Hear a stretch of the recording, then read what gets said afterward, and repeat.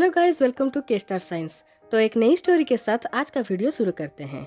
ये है दो हस्बैंड्स की कहानी जो साथ तो रहते हैं पर उनमें प्यार नहीं है। अब वो क्यों साथ रहते हैं और साथ रहकर भी प्यार क्यों नहीं करते, ये हम आगे स्टोरी में जानेंगे। तो चलिए शुरू करते हैं। तो भी और जोंगकुक एक घर में रहते हैं।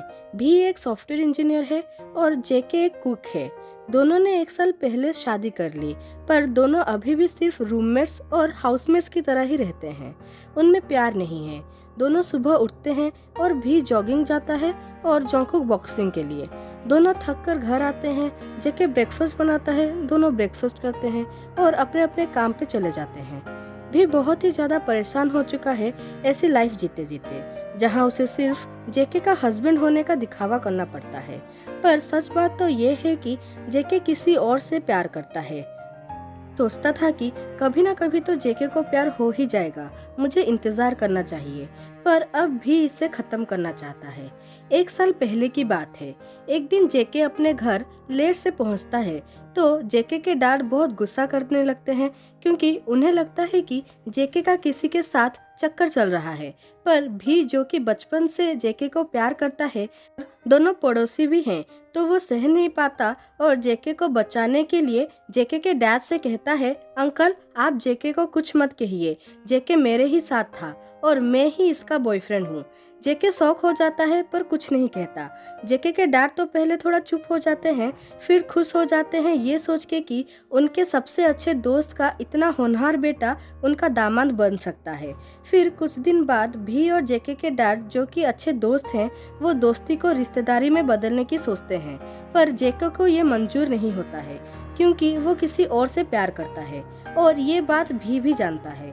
जेके भी को पार्क में बुलाता है और कहता है कि तुम जानते हो ना मैं किसी और से प्यार करता हूँ, तो तुम कैसे मुझसे शादी कर सकते हो। शादी के लिए मना करना होगा। थैंक्स उस दिन के लिए, मुझे बचाने के लिए, पर इसका मतलब ये नहीं कि मैं सच में तुमसे शादी कर लूंगा, कभी नहीं, सोचना भी मत। कहता है मैं कुछ नहीं कर सकता, क्योंकि मेरे पापा को तो तुम जानते ही हो, अगर मैंने उनकी बात नहीं मानी तो क्या हो सकता है। अगर तुम्हें ये शादी नहीं करनी है तो तुम अपने डैड को मना कर दो। जेके कहता है ये नहीं हो सकता, मेरे डैड तुम्हें अपना दामाद मान चुके हैं, मैंने मना भी किया तो भी कुछ नहीं बदलेगा। तो भी कहता है तुम मुझसे शादी कर लो। जेके कहता है पागल हो गए हो क्या।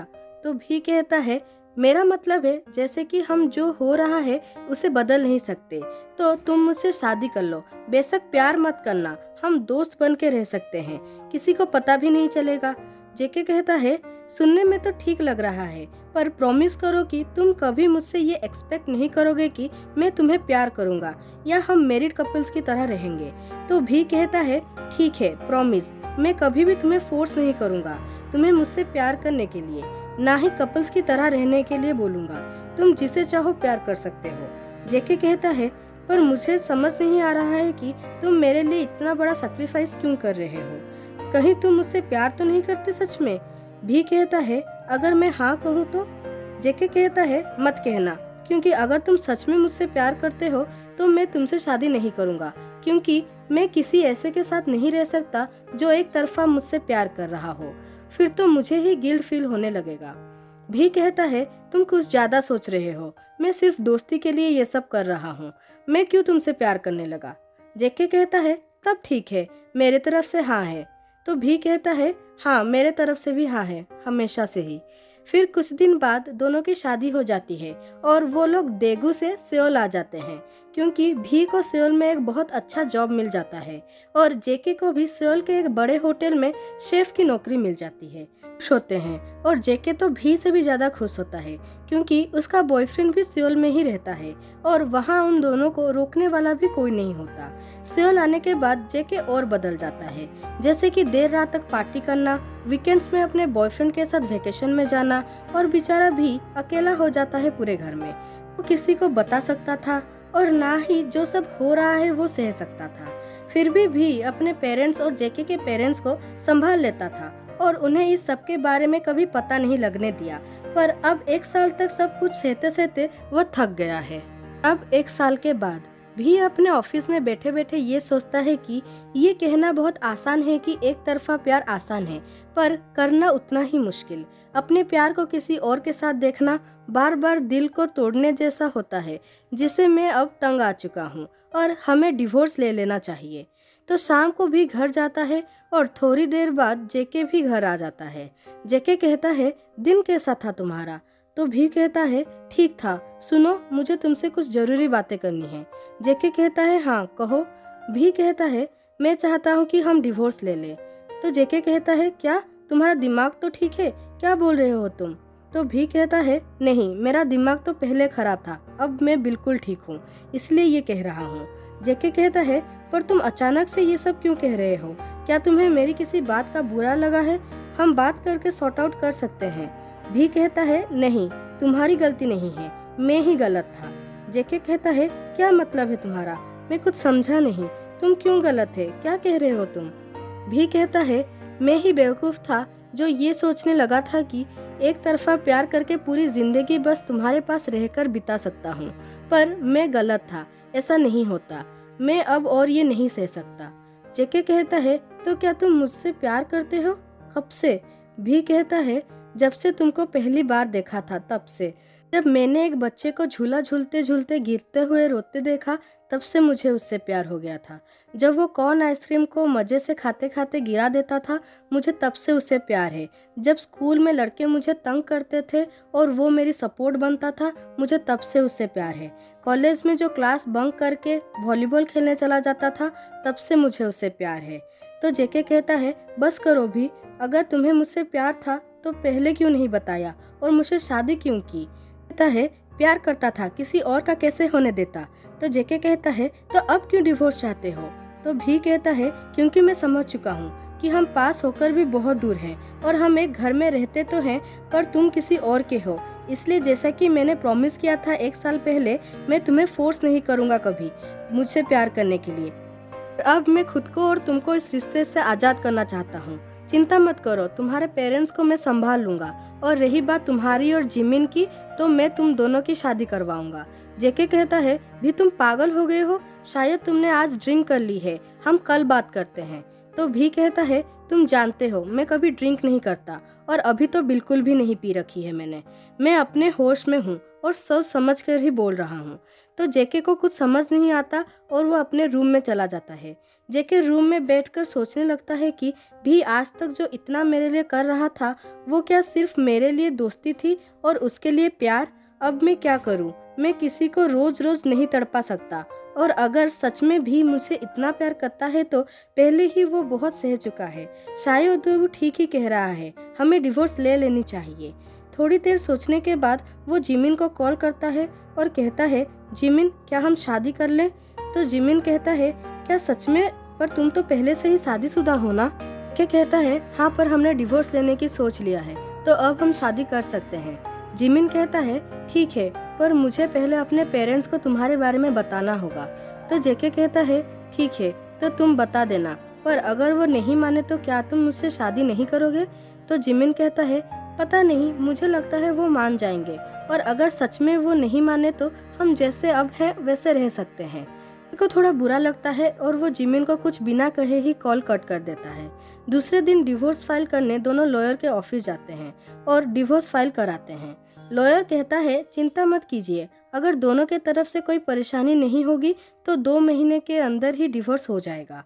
और ये सुनकर जब दोनों घर लौट रहे होते हैं तो दोनों ही बहुत ज़्यादा दुखी होते हैं। भी को तो पता ही होता है कि वो अपने बचपन का प्यार सैक्रिफाइस करने जा रहा है, इसलिए वो दुखी है, पर जेके को पता ही नहीं चलता कि उसका दिल इतना क्यों दुख रहा होता है। चाहकर भी जिमिन से शादी करने की खुशी मना नहीं पा रहा था, और घर पहुंचते ही वो अपने कमरे में जाता है और बहुत रोता है। बाद में वो अपने एक दोस्त को मिलने बुलाता है और उसे सारी बातें शुरू से बताता है। तो जेके का दोस्त जिन कहता है कि जेके, तुझे इतना नहीं सोचना चाहिए, जो तेरे दिल करता है वही कर। अच्छा, मुझे तू एक बात बता, अगर तेरी शादी भी से नहीं हुई होती तो तू किसे चुनता? जेके कहता है, मुझे नहीं पता, मुझे सच में नहीं पता कि मैं किसे चुनूं। तो जिन कहता है, जिस दिन तुझे इस क्वेश्चन का आंसर मिल जाएगा उस दिन तेरे लिए सब आसान हो जाएगा। फिर कुछ दिन ऐसे ही बीत जाते हैं जहां भी और जेके के बीच पहले की तरह दोस्ती नहीं है। दोनों एक ही घर में रहते हैं पर सिर्फ जरूरत होने पर ही बात करते हैं। भी जेके को सब नॉर्मल है ये दिखाना चाहता है पर अंदर से टूट चुका होता है। जेके भी से नॉर्मल ही बात करना चाहता है लेकिन वो अंदर से परेशान ही रहता है। फिर एक महीने बाद जिमिन जेके को कहता है, जेके मेरे घर में हमारी शादी के लिए सब मान गए हैं, अब हम शादी कर सकते हैं। सुनकर जेके खुश तो होना चाहता है पर वो हो नहीं पाता। फिर भी वो खुश होने की एक्टिंग करने लगता है तो जिमिन कहता है, तुम देखना हम सियोल के सबसे बड़े होटल में पार्टी रखेंगे और हनीमून में कहाँ जाना है ये मैं तुम पर छोड़ता हूँ, तो बताओ तुम्हें कहाँ जाना है। जेके पहले तो चुप रहता है, फिर जिमिन के बहुत बार पूछने पर कहता है कि अभी कुछ सोचा नहीं है। तो जिमिन कहता है, तो सोचना शुरू कर दो हनी, क्योंकि फाइनली हम शादी कर रहे हैं। फिर उस रात जेके को नींद नहीं आती, वो सो ही नहीं पाता। वो सोचता रहता है कि ये क्या हो रहा है, मुझे तो खुश होना चाहिए क्योंकि जिससे मैं प्यार करता हूँ उससे शादी करने जा रहा हूँ, पर मैं क्यों अंदर से खुश नहीं हूँ। उसके अगले दिन जेके भी से कहता है कि जिमिन के घर वाले मान गए हैं और हमारी शादी इस मंथ के 25 को ठीक किया गया है। ये सुन के भी के पैरों से जमीन ही खिसक जाती है। अपने आप को जेके के सामने संभाल लेता है और कहता है, मुबारक हो तुम शादी कर रहे हो, मैं शादी की तैयारियां करता हूँ। इतना कह के भी वहाँ से चला जाता है। फिर भी बहुत स्पीड से कार ड्राइव करता है और एक सुनसान जगह पर गाड़ी रोककर रोने लगता है। तक जो इमोशंस उसके अंदर उसे काट रही थी अब वो सब आंसू बनकर बह रहे थे। यह भी को हंस के कांग्रेचुलेशन कह के जाते हुए देखकर जेके कुछ समझ नहीं पाता और वो भी रोने लगता है। रोते रोते वो सोचता है, क्या मैं सच में खुश हूँ इस डिवोर्स से और जिमिन से होने जा रही शादी से। और फिर जेके को वो सब पल याद आने लगते हैं जब कुछ महीने पहले जेके की तबीयत खराब होती है और भी पूरे टाइम उसका देखभाल कर रहा था। जब जब बचपन में घर से उसको डांट पड़ती थी और भी उसका मूड ठीक कर देता था। और फिर जेके पूरी घर को देखने लगता है तो उसे उस घर के हर कोने में उनकी यादें नजर आने लगती है, जैसे कि सोफे पे बैठकर रात तक हॉरर मूवी देखना और देखते देखते डरकर भी को हक कर लेना, किचन में दोनों का गाना गाते गाते कुकिंग करना और फिर मिलके खाना। फिर जेके बेडरूम को जाता है तो बेड के उस साइड को देखता है जहाँ भी सोता है तो उसे याद आता है कैसे भी सोते हुए एक मासूम बच्चे की तरह दिखता है और वो कैसे दोनों पिलो फाइट करते हैं। फिर जब वो वॉशरूम की ओर देखता है तो उसे याद आता है कि कैसे रोज सुबह भी वॉशरूम में जोर जोर से गाना गाता है और कैसे जेके खुद टावल ले जाना भूल जाता है और रोज भी टावल लेके बाहर इंतजार करता है ताकि उसके टावल चिल्लाने पर ही भी उसे टावल दे दे। जेके सब कुछ सोच सोच के परेशान हो रहा होता है। वहाँ भी कार में रोते रोते सोचता है कैसे वो जेके को देखा करता था, कैसे उसे जेके से इतना प्यार हो गया था, उनकी शादी और सब कुछ सोचते सोचते वो भी जोर जोर से रोने लगता है। फिर ऐसे ही कुछ दिन बीत जाते हैं और शादी के एक दिन पहले जेके भी को कहता है, मुझे जिमिन से अभी मिलना है। भी कहता है, कल तुम्हारी शादी है और अभी शाम हो चुकी है, तुम्हें अभी क्यों मिलना है जिमिन से। तो जेके कहता है, तुम प्लीज मुझे जिमिन के पास ले चलो। भी जेके को जिमिन से मिलाने एक पार्क में लेके जाता है और पार्क पहुंचते ही जेके भी से कहता है, तुम मेरा यहाँ ही इंतजार करो, मैं थोड़ी देर में आता हूँ। भी हाँ कहता है और जेके पार्क के अंदर चला जाता है। अंदर जिमिन जेके से कहता है, इस वक्त तुमने मुझे यहाँ क्यों बुलाया। जेके जिमिन से कहता है, मुझे तुमसे कुछ पूछना है। जिमिन कहता है, हाँ ठीक है पूछो। तो जेके पूछता है, अगर कभी मैं तुमसे कहूँ कि मैं तुमसे प्यार नहीं करता शादी के बाद और किसी और को प्यार करता हूँ, तो क्या फिर भी तुम मेरे साथ दोगे और मेरे साथ एक घर में बिना किसी चीज़ के एक्सपेक्टेशंस के मुझसे प्यार करोगे। तो जिमिन कहता है, ये सब क्या पूछ रहे हो तुम ऐसा क्यों करोगे, हम दोनों प्यार करते हैं और कल हमारी शादी है, तो तुम किसी और से प्यार क्यों करोगे। मुझे लगता है शादी के स्ट्रेस में तुम ये सब सोच रहे हो। प्लीज अभी घर जाओ और रेस्ट करो और कल शादी में मिलते हैं। माई वुड बी हस्बैंड, मैं बहुत प्यार करता हूँ तुमसे। इतना कहकर जिमिन जेके के फोरहेड पर किस कर देता है और फिर जेके वहाँ से चला जाता है। दूसरे दिन जेके रेडी होता है और भी उसे लेकर चर्च पहुँचता है जहाँ शादी की तैयारी हो गई होती है। अंदर जिमिन इंतजार कर रहा होता है। भी और जेके चर्च की तरह बढ़ते हैं पर चर्च के गेट के पास भी रुक जाता है और कहता है, मैं तुम्हारे और मेरे पेरेंट्स को मना लिया है और अंदर ही होंगे वो सब। और हमारा साथ यहीं तक का ही था। इससे आगे मैं तुम्हारे साथ तुम्हारा हाथ नहीं थाम पाऊंगा। मैं खुश हूँ तुम्हारे लिए, तुम हमेशा खुश रहना। और अगर कभी जिमिन तंग करे तो मुझे बताना, मैं उसकी अच्छे से खबर लूँगा। अब तुम जाओ, इस झूठी जिंदगी और इस झूठी शादी से तुम आज़ाद हो। अपनी सच्ची कहानी पूरे मन से लिखना और कभी अगर एक दोस्त की ज़रूरत हो तो मुझे कॉल कर लेना। इतना कह के भी जाने लगता है, पर वो फिर से लौट के जाके जेके को हक कर लेता है और फोरहेड पर किस कर देता है। जेके भी थोड़ा इमोशनल हो जाता है और रो पड़ता है। फिर जेके अंदर जाने लगता है। वो देखता है कि सब वहाँ मौजूद है, उसके पेरेंट्स, जिमिन के पेरेंट्स और जिमिन। इससे पहले कि फादर वेडिंग वाउस पढ़ते, जेके जिमिन के सामने जाकर अपने दोनों हाथों में से एक को चूज करने को कहता है और कहता है, जिमिन मेरी इन दोनों मुट्ठियों में कुछ है, प्लीज़ तुम मुझे चूज करने में हेल्प करो। तो जिमिन पहले थोड़ा सरप्राइज होता है और वो लेफ्ट हाथ को चूज करता है।